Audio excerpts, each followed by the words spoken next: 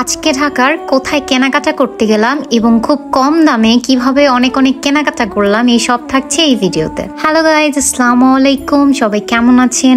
আমরা আলহামদুলিল্লাহ অনেক ভালো আছি। কেনাকাটার শুরুটা করতে চাইছিলাম বই দিয়ে, তাই চলে গেছিলাম নীলক্ষেত। আর এখানে অনেক অনেক সুন্দর সুন্দর বই ছিল, বাট আমার তেমনভাবে কোনো বই ভালো লাগে নাই।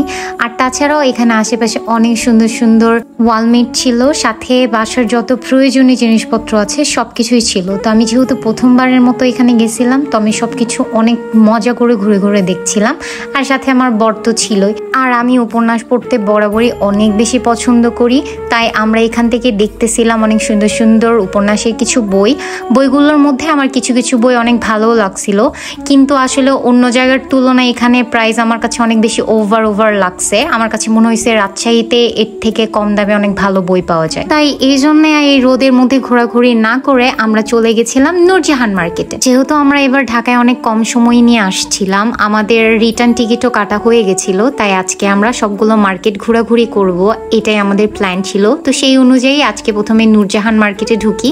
আর এখানে অনেক সুন্দর সুন্দর এক্সপোর্টের মেয়েদের টি শার্ট, প্যান্ট অনেক কিছু ছিল, যেগুলো আমরা ঘুরে ঘুরে দেখছিলাম। তো আমার কাছে যেটা মনে হয়েছে, এই মার্কেটে মেয়েদের তুলনায় ছেলেদের কালেকশন অনেক বেশি ছিল। তো আমার বড় এখান থেকে টুকটাক কিছু কেনাকাটা করে নিয়েছিল। এখান থেকে বের হয়ে আমরা চলে গেছিলাম ধানমন্ডি হকার্স মার্কেটে। আর এর ভিতরে ঢুকতে আমি দেখি অনেক অনেক শাড়ির কালেকশন। আসলে আমার তেমন ভাবে যেহেতু শাড়ি পরা হয় নাই, তাই আমরা এখান থেকে তাড়াতাড়ি করে বের হয়ে যাই এবং আমরা চলে গেছিলাম গাউসিয়া মার্কেটে।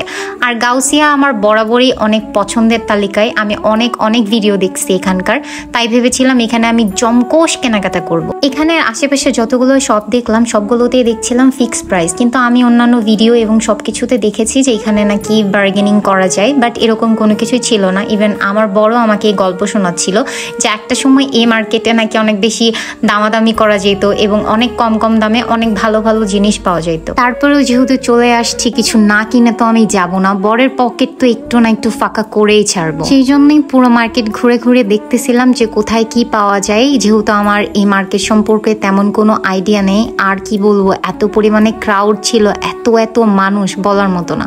তো আমি এখান থেকে অনেকগুলো স্যান্ডেল দেখে নিচ্ছিলাম, যেগুলোর মধ্যে আমার আসলে ভালো খারাপ সবই লাগছিল, বাট তেমনভাবে কোনো কিছু পছন্দ হয়নি। তার পাশে অনেক সুন্দর সুন্দর জুয়েলারি আইটেম ছিল, তো এর মধ্যে প্রায় আমার অনেকগুলা কালেকশনই আমার কাছে ছিল, তাই আর কেনা হয়নি।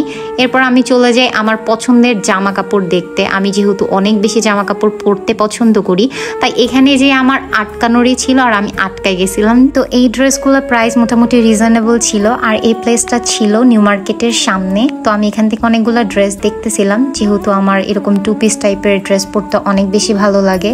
আরেকটা কথা, সব জায়গায় যাওয়ার আগে আমি কোনো না কোনো বোকামি করি, এখানেও আমি ঠিক তাই করেছিলাম। আমি হিল পরে বের হয়ে গেছিলাম, আর কিছু দূর যেতে না যেতে আমার পা প্রচুর ব্যথা করছিল, তাই আমি একটা স্লিপার্স কিনে নিই আর সুন্দর করে হেঁটে হেঁটে যাইতে পারতেছিলাম। এবার একটু কমফর্ট লাগছিল, আর আমার বড় আমাকে বলছিল এবার তো একটা শিক্ষা পাইছো নাকি, আর নেক্সট টাইম এই ভুল করবা না। আর এর মধ্যে আমাদের মোটামুটি যতগুলো মার্কেট ছিল সব ঘোরাঘুরি শেষ, আর আমাদের প্রচুর ক্ষুধা লেগে যায়, তো আমরা খাওয়া দাওয়া করে নিয়েছিলাম। আর মোটামুটি টুকটাক অনেক কেনাকাটাও করে নিয়েছিলাম, যেগুলো এই ভিডিওতে অ্যাড করা সম্ভব না, কারণ তাহলে ভিডিও অনেক বেশি বড় হয়ে যেত। এখান থেকে যেতে যেতে আমাদের অলমোস্ট সন্ধ্যা হয়ে যায়, আর ভালো খারাপ সব মিলাই আজকে দিনটা বেশ ভালোই কেটেছে। তো আজকে আমাদের ভিডিও ছিল এ পর্যন্তই। সকলে অনেক অনেক ভালো থাকবেন, সুস্থ থাকবেন, আমাদের জন্য অনেক অনেক দোয়া করবেন, আমাদের ভিডিও লাইক শেয়ার করে পাশে থাকবেন। আল্লাহ হাফেজ।